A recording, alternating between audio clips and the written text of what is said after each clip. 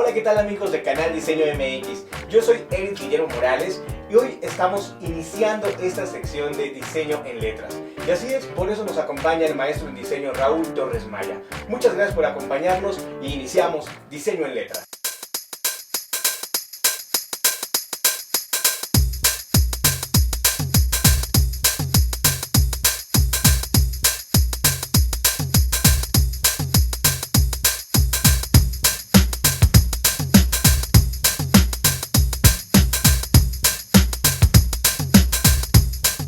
Muchas gracias. Después de esta amable presentación de Eric, tenemos, la repito de alguna manera, que aquí don Raúl, amigo, colega, extraordinario lector, culto, una personalidad en el medio de diseño, ya no debo decir muchos años, pero ya llevamos algunos años en estas materias. Pues en esto llevamos 40 años, mi querido amigo. Sí, son muchos, para nosotros van a ser muchísimos años.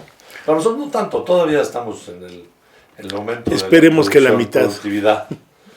Entonces, Raúl Torres Maya, dado esas habilidades de lectura y de razonamiento teórico en el diseño industrial y gráfico, en el medio de diseño, nos va aquí a ayudar a presentarnos un libro que es por lo menos interesante, como un preámbulo a todos los demás textos que deben de venirse desde el punto de vista de tecnología, de teoría, de la práctica profesional, de lo que nos espera, de lo que hay ahorita y de lo que nos espera. Eso es lo que nosotros deseamos que en este capítulo o en esta sección de diseño en letras podamos lograr a través de análisis, de lecturas, algunas cosas lo veremos textual, haremos referencias permanentes a libros, que hay muchos.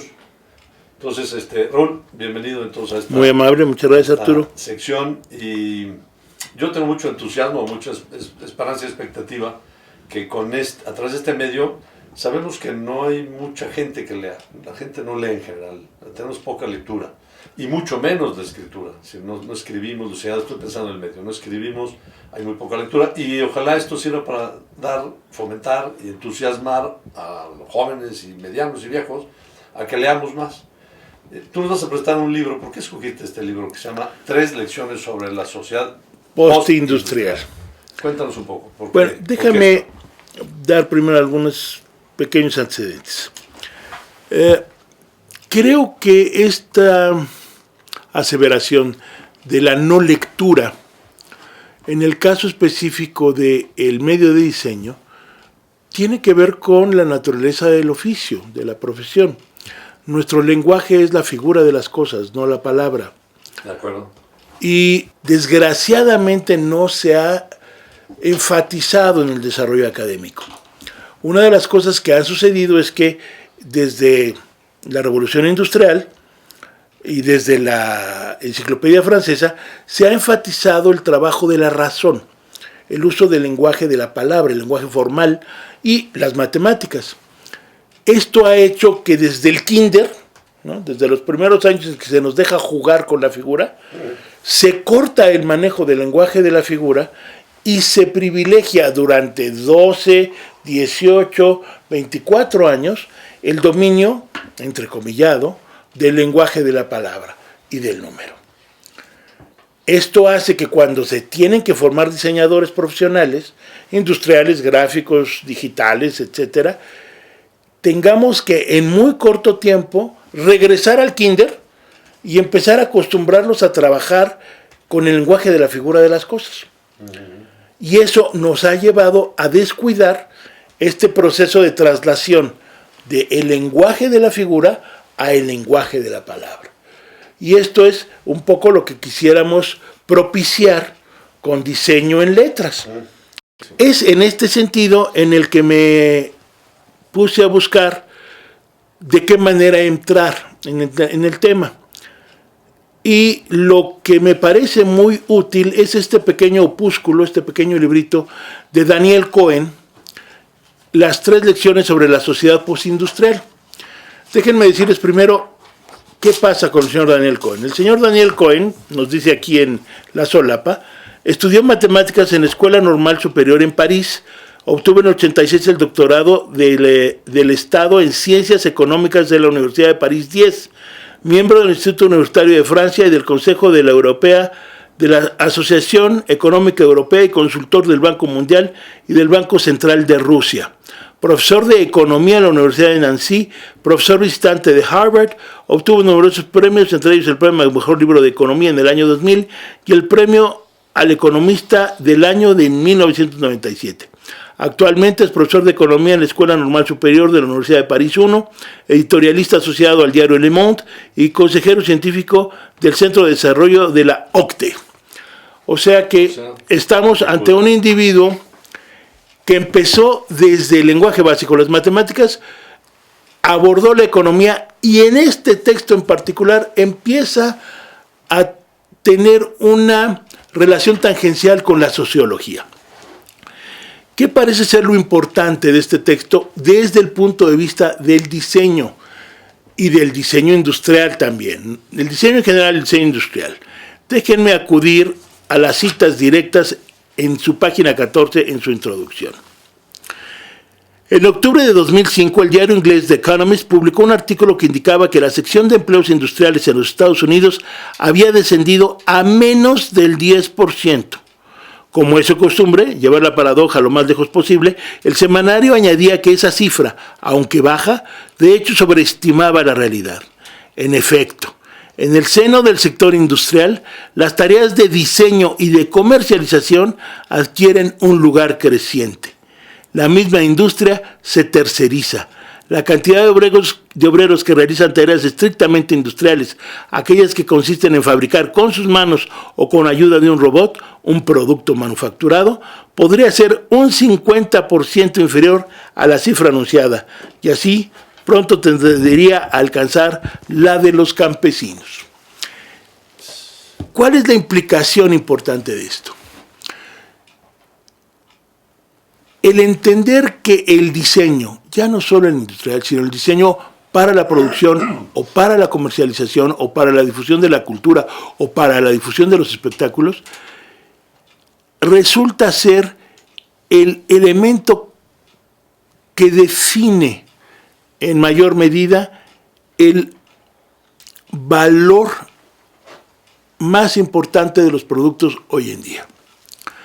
La parte dramática del asunto es esta. Los países centrales, que se dan cuenta de ello, precisamente concentran su diseño y el dominio de los mercados, de los productos que diseñan y que mandan a producir en aquellas naciones y en aquellos recursos que les salen más baratos. De esta manera, una de las cosas que nos hace ver el señor Cohen es que la solidaridad que se genera en el ámbito de una industria en la que coexisten diariamente el director general con la afanadora que está en los baños del área de estampado de partes de automotrices, deja de existir. Tenemos a los grandes financieros y los grandes planeadores de la comercialización de la industria centrados en una oficina en uno de los países centrales, en una de las grandes ciudades, en uno de los grandes barrios de oficinas de las grandes ciudades, que está totalmente disociado de aquellos que están relacionados con la manufactura. Tenemos a los que presumiblemente entienden el mercado o planean las situaciones de mercado, igualmente concentrados en estas condiciones e igualmente distanciados de las comunidades. Mientras que hay una batería enorme de seres humanos que están trabajando con la publicidad, las relaciones públicas, las ventas, de eso que se concibe en algún lugar remoto, se produce en otro lugar remoto, desconocido por completo, llegan acá y mi única labor es convencerte de que esto es lo más bonito del planeta y que te caigas con el dinero. Mucho dinero. ¿Cómo se empezó? No importa. Y no tiene que ver con personas. No tiene que ver con sociedad, que esta es la parte que empieza a preocuparle sobre todo a el señor Cohen. Entonces, el primer antecedente que nos da de entrada, antes de pasar a sus lecciones acerca de qué pasa con la industria y su escisión, qué pasa con esta economía global y qué pasa con este estar o no preparado Europa como un modelo social para enfrentar este nuevo tipo de economía, lo que hace es ponernos en claro que el diseño resulta ser muy importante para este desarrollo mundial de la economía contemporánea. Lo interesante, una vez que esto dice el señor Cohen, es partiendo de que el diseño es uno de los 3 grandes tipos de lenguaje que tiene a su cargo el llevar a la práctica perceptible las nociones no perceptibles que del mundo tiene la humanidad en una cultura, resulta que si no nos damos cuenta de cuáles son estas nuevas nociones que del mundo tenemos en esta cultura emergente, no vamos a poder entender qué es lo que como diseñadores, como diseñadoras, demanda nuestra cultura y nuestra sociedad para que generemos la figura pertinente de todos los artículos, de todos los objetos, todas las imágenes estáticas o móviles con las que soportamos nuestra manera de vivir y de entender la vida. Cuando habíamos entendido de qué se trataba de hacer diseño industrial, resulta que nos cambian la noción de la industria. Y el asunto se pone más interesante cuando asumimos la responsabilidad de formar diseñadores, sea cual sea el calificativo, en países como México.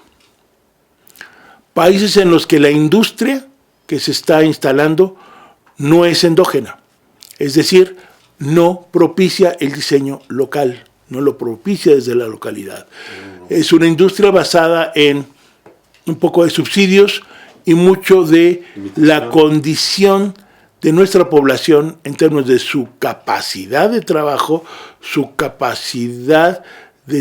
de calidad y su nivel de salario. ¿Cuál es la bronca que tenemos en nuestro país? Que nuestro típico empresario es un empresario que ve la búsqueda de las utilidades en el muy corto plazo. Sí, es la cultura que tenemos. La inversión a mediano y largo plazo no es algo que hayan asumido como parte de su capacidad competitiva, lo cual es una desgracia, porque precisamente lo que hemos perdido es capacidad competitiva, aunque tenemos muchas maneras endógenas, particulares, muy eficaces y muy eficientes de hacer las cosas, de hacer artefactos que son muy útiles para el estilo de vida nacional, y yo me atrevo a decir que humano en general, pero que nuestros empresarios no han visto el beneficio a corto plazo y por lo tanto no se han desarrollado las tecnologías pertinentes. Es un problema hasta financiero, está en la banca, no propicia, no permite eso, ¿no? Es un problema de la cultura, del ahorro. Y yo a ratos me atrevo a decir que deberíamos, en las escuelas de diseño y de ingeniería sobre todo, propiciar que nuestros alumnos, una vez que se inscriben, sobre todo en las públicas, ¿no? Tendrán que ahorrar lo que puedan. Y tendrán que tener un pequeño ahorro.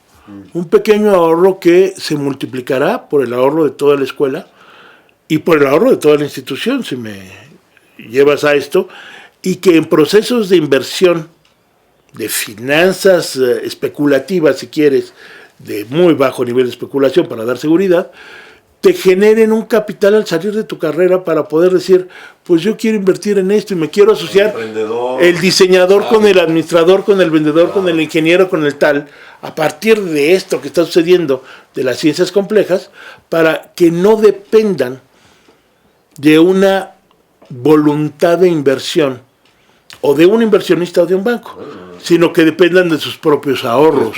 La mayor parte de la población está desempleada. O sea, de esos 7,000 millones de habitantes, tenemos 3,500 millones de habitantes viviendo en la pobreza o en la miseria en algunos casos. De los que están empleados, algunos tienen acceso a los bienes generados por esta fábrica mundo, de la que habla Cohen. Y están metidos en el comercio o los servicios, pero no en la producción. Sí, claro, y esto lo que hace es que tengamos una cultura que podríamos decir que es consumista. No que consume, porque el consumo es natural de la vida. Si no consumimos, nos morimos. No, pero por vicio. Es por vicio. Y de Necesidad, ahí lo que tú dices, obligación, no sabemos de dónde vienen, no sabemos para qué son, no sabemos quién lo hizo. No hay pertinencia como valor fundamental del artefacto. Esto nos tiene en una situación en la que socialmente y económicamente tenemos crisis, al grado que tenemos 3 grandes modelos económicos de existencia.